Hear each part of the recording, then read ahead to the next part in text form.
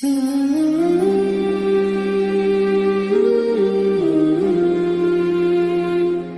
کے ساتھ پھر حاصل کر لیتے ہم بھی بڑی کامیابی۔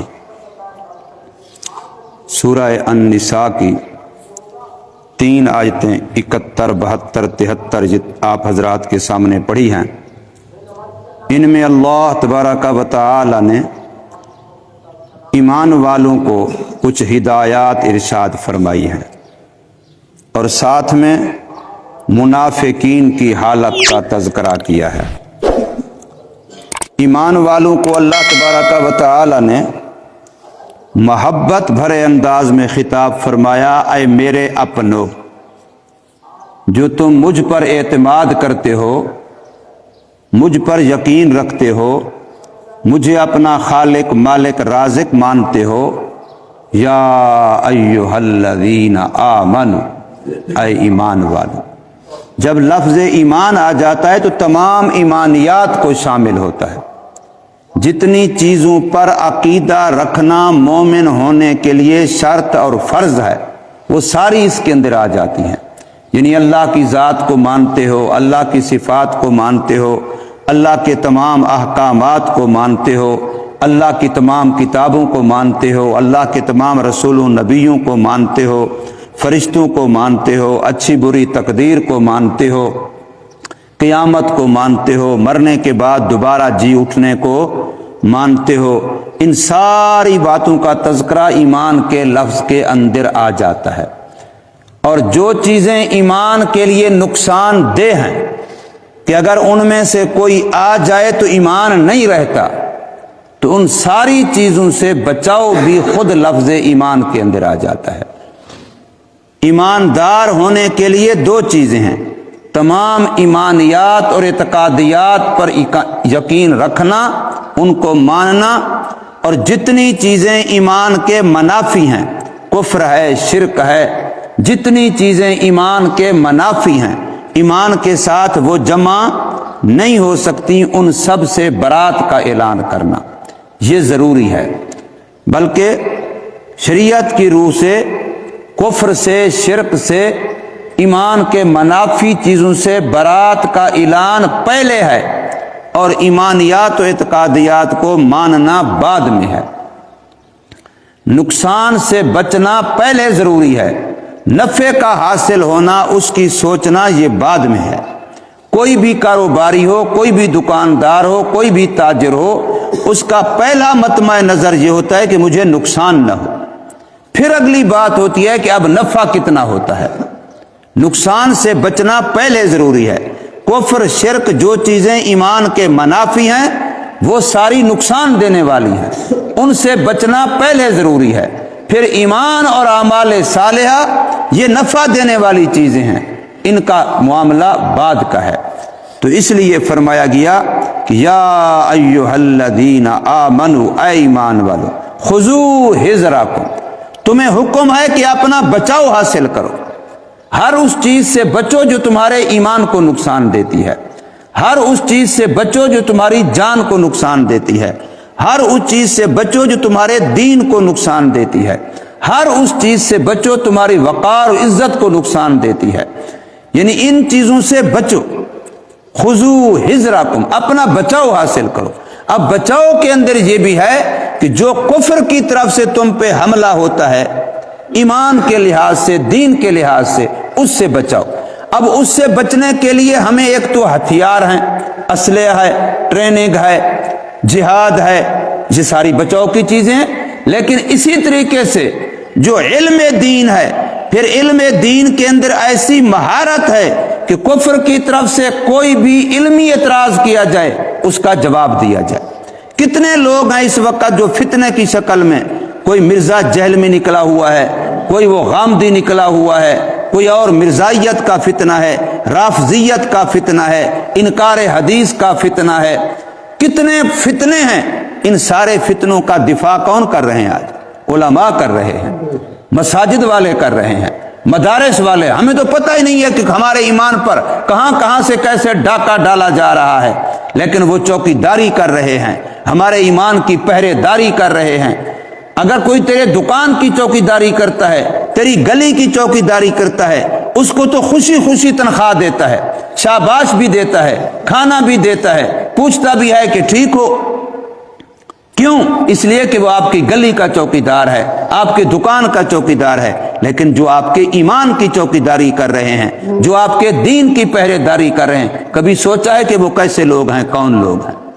کوئی بھی کافر باطن پوری دنیا کا کبھی بھی اسلام پر حملہ آور ہوتا ہے، الحمدللہ یہ چاق و چوبند ہیں علماء، ایک ایک قرآن مجید کی آیت کا اور آیت کے ایک ایک حرف کا، ایک ایک حکم ربانی کا اور ایک ایک مسئلے کا دفاع کر رہے ہیں، اور پوری ذمہ داری سے وہ اپنی جنگ 1400 سال سے لڑ رہے ہیں۔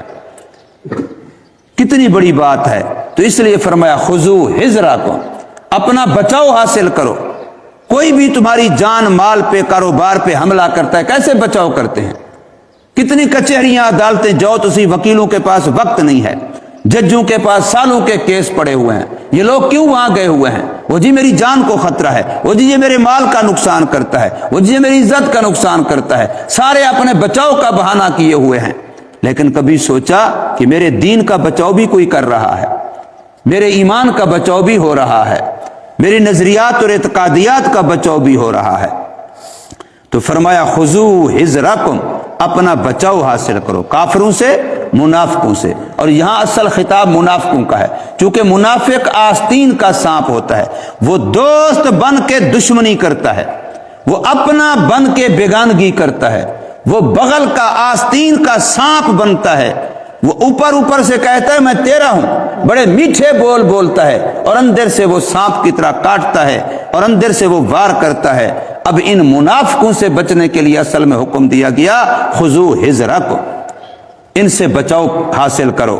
اور فرمایا منافقوں کا حال یہ ہے، ان کی نشانیوں میں سے ایک نشانی یہ ہے کہ وہ اللہ کے دین کے کام میں ہمیشہ پیچھے رہیں گے۔ جب بھی کوئی دین کا تقاضا آئے گا تو وہ صف اول میں نظر نہیں آئیں گے، پہل والوں میں نظر نہیں آئیں گے۔ مسلمانوں کا کام تو یہ ہے کہ فانفروا ثبات او انفروا جمیعا، اللہ کے راستے میں مختلف شکلیں ہیں، جہاد ایک شکل ہے، تبلیغ دوسری شکل ہے، طالب علمی تیسری شکل ہے۔ یہ سارے دین کے اللہ کے راستے میں نکلے ہوئے ہیں۔ کوئی جہاد کے لیے نکلا ہوا ہے تب بھی اللہ کے راستے میں نکلا ہوا ہے، کوئی تبلیغ کے لیے نکلا ہوا ہے تب بھی اللہ کے راستے میں نکلا ہوا ہے، کوئی دین سیکھنے کے لیے، سکھانے کے لیے اپنے گھر سے نکلا ہوا ہے، یہ بھی اللہ کے راستے میں نکلا ہوا ہے۔ اب ان کو ہدایت ہے کہ تم فانفروا، یہاں یہ نہیں کہا اخرجوا نکلو، بلکہ کہا بھاگو۔ صرف اتنا لفظ نہیں کہا کہ اللہ کے راستے میں نکلو، اس کے لیے خروج کا لفظ آتا ہے، یہاں نفور کا لفظ ہے، یعنی ایسے بھاگو گویا ادھر آگ لگی ہے، اس آگ سے بچنے کے لیے تم بھاگ رہے ہو، ادھر گویا کہ تمہارے لیے مصیبت ہے، اس مصیبت سے نکلنے کے لیے تم بھاگ رہے ہو۔ اللہ کے راستے میں بھاگ کے جاؤ، اللہ کے راستے میں شوق سے جاؤ، اللہ کے راستے میں ذوق سے جاؤ۔ جب تم اللہ کے راستے میں بھاگ کے جاؤ گے تو اب تمہارے گھروں میں کوئی دشمن، کوئی تمہارے گھروں میں نقصان، کوئی تمہارے گھروں میں آگ نہیں لگا سکے گا۔ تمہارے بچاؤ کے لیے ضروری ہے کہ فانفروا، بھاگو، ثباتن، چھوٹی چھوٹی جماعتوں کی شکل میں، او انفروا جمیعا، یا پھر بڑی جماعت کی شکل میں، لیکن بہرحال اللہ کے راستے میں نکلو۔ جہاد کے لیے خصوصی طور پر ہے، پہلا حکم یہ جہاد کا ہوتا ہے، اس لیے آگے جو لفظ آ رہے ہیں وہ قتال کے لفظ ہیں، لڑائی کرنا، اور لڑائی وہ جہاد ہی میں ہوتی ہے، اور جہاد بالسیف میں ہوتی ہے، جہاد بالقلم میں، جہاد باللسان میں لڑائی نہیں ہوتی۔ تو فرمایا کہ نکلو تم اللہ کے راستے میں چھوٹی چھوٹی جماعتوں کی شکل میں یا بڑی جماعت۔ ویسے بھی آپ کو پتا ہونا چاہیے حکم ہے، مسلمان اگر سفر بھی کرے تو فرمایا اکیلا نہ کرو، اگرچہ یہ اصل اس زمانے میں تھا جس زمانے میں کفر سے جان مال کو خطرہ تھا، مسلمان مغلوب تھے، لیکن حکم اب بھی یہی ہے، فرمایا اکیلا سفر کرنے والا ایک شیطان ہے، اور دو سفر کرنے والے دو شیطان ہیں، اور تین سفر کرنے والے ایک جماعت ہے۔ سبحان تین سفر کرنے والے ایک جماعت۔ ایک حدیث پاک ہے، فرمایا سب سے بہتر مسافر جو تین کی شکل میں سفر کریں، اور سب سے بہتر مسلمانوں کی جماعت جو 400 تک کی تعداد میں ہو، اور سب سے بہتر لشکر مسلمانوں کا جو 4000 کی تعداد میں ہو۔ یہ حدیث پاک کے الفاظ ہیں، اور یہ ساری چیزیں اصل جہاد کے لیے ہیں۔ تو فرمایا اور سفر میں جب سفر کیا جائے 2-4 آدمی جماعت کی شکل میں، تو ایک کو سفر کا بھی امیر بنا لیا جائے۔ اب اندازہ لگایا، سفر میں مسلمان جا رہے ہیں، 3 4 5 جا رہے ہیں، ان کو بھی حکم ہے کہ سب اپنی مرضی نہ کرو، ہر ایک خود چودھری نہ بنے، ہر ایک خود بڑا نہ بنے، بلکہ سارے کسی اور کو بڑا مان لو۔ تو پھر گھر کے اندر بھی نظام ایسے چلے گا جب سارے گھر والے ایک کو بڑا مان لیں۔ برادری کنبے قبیلے کے اندر بھی نظام تب چلے گا جب ایک کو بڑا مان لیں۔ اسی طریقے سے دینی معاملات ہوں یا دنیاوی معاملات ہوں، ایک کو بڑا مانیں گے تو نظم ٹھیک رہے گا۔ فرمایا یہ تو ایمان والوں کو ہدایت ہے، اور منافقین کا حال یہ ہے وَإِنَّ مِنْكُمْ، اور بے شک تم ہی میں سے آئے مسلمانوں۔ چونکہ منافق جو ہے اوپر سے کلمہ پڑھتا ہے، وہ مسلمانوں کی جماعت میں اپنے آپ کو شامل کہتا سمجھتا ہے، اس لیے فرمایا گیا اِنَّ مِنْكُمْ، بے شک تم مسلمانوں میں سے، یعنی ظاہری طور پر جو کلمہ گو ہیں، اپنے آپ کو مومن مسلمان سمجھتے ہیں، انہی میں سے کچھ لوگ ایسے ہوں گے لَمَن لَّيُبَطِّئَنَّ، ضرور بالضرور، یہاں ڈبل تاکید ہے، پکی بات ہے کہ وہ دین کے کام میں دیر کریں گے۔ اب یہ ایمان کے کمزور ہونے کی نشانی ہے، ورنہ صحابہ کرام کی نیک لوگوں کی سیرت کو پڑھیں، دین کے تقاضے کے لیے انتظار میں ہوتے تھے کہ کوئی آئے اور ہم پہل کریں، پہلے سے سوچنے کی بات بھی نہ ملے کہ میں نے یہ حالات ہیں وہ حالات ہیں، یہ کرنا ہے وہ کرنا ہے، سوچنا بھی نہ پڑے، میں ہر وقت تیار کھڑا ہوں دین کا تقاضا جب بھی آیا۔ تو فرمایا ضرور بالضرور وہ لیٹ اور تاخیر کریں گے، اسلامی لشکر سے پیچھے رہیں گے۔ اب مسلمانوں کا لشکر چلا گیا، یہ انتظار میں ہے، اگر تو ان کو کامیابی ملتی ہے تو بھاگ کر کے مل جائیں گے، مال غنیمت میں ہم بھی حصے دار بن جائیں گے، چلو ہم بھی نمبر سکور کر لیں گے، تمہارے ساتھ تھے۔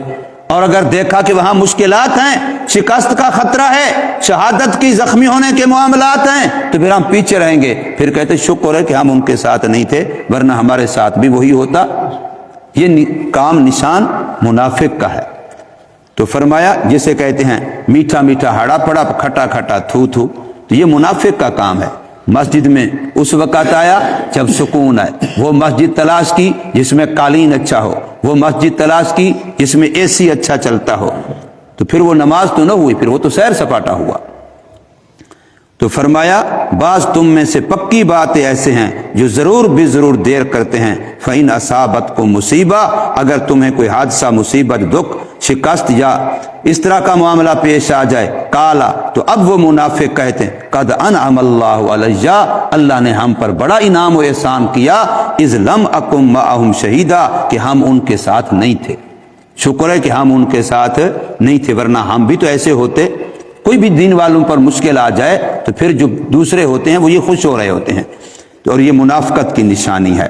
وَلَئِنْ أَصَابَكُمْ فَضْلٌ، اور اگر تمہیں مل جائے فضیلت، اللہ کی طرف سے غنیمت مل جائے، فتح مل جائے، تو پھر لَيَقُولَنَّ، پھر ضرور بھی ضرور منافق کہتے ہیں كَأَلَّمْتُكُمْ بَيْنَكُمْ وَبَيْنَهُ مَوَدَّةٌ، گویا ان کا اور تمہارے درمیان کوئی تعلق اور واسطہ نہیں تھا، جیسے کوئی بیگانگی ہو، اور کہتے ہیں یا لیتنی کنت معہم، کاش کہ میں بھی ان کے ساتھ ہوتا، فافوز فوزا عظیما، پھر مجھے بھی بڑی کامیابی مل جاتی، میں بھی فتح حاصل کر لیتا یا مال غنیمت مل جاتا۔ گویا مطمع نظر دنیا کھڑی ہے۔ اور منافق کی ایک نشانی یہ بھی ہے کہ وہ اپنے نفع سے پہلے دوسرے کے نقصان کو دیکھتا ہے، میرا نفع ہو نہ ہو اس کا نقصان ہو، مجھے کچھ ملے نہ ملے، دشمن کی دیوار گرے چاہے میرے اوپر آ پڑے۔ یہ جو دل کے اندر خیال ہے، یہ جس کی سوچ ہے، یہ سوچ انتہائی گندی سوچ ہے، یہ کسی مومن مسلمان کی سوچ کبھی نہیں ہو سکتی۔ مومن کی سوچ ہمیرا خیر کی سوچ ہوتی ہے، وہ دوسرے کے بارے میں بھی خیر سوچتا ہے، اپنے بارے میں بھی خیر سوچتا ہے۔ اللہ تبارک و تعالی ہمیں توفیق عمل عطا فرمائے۔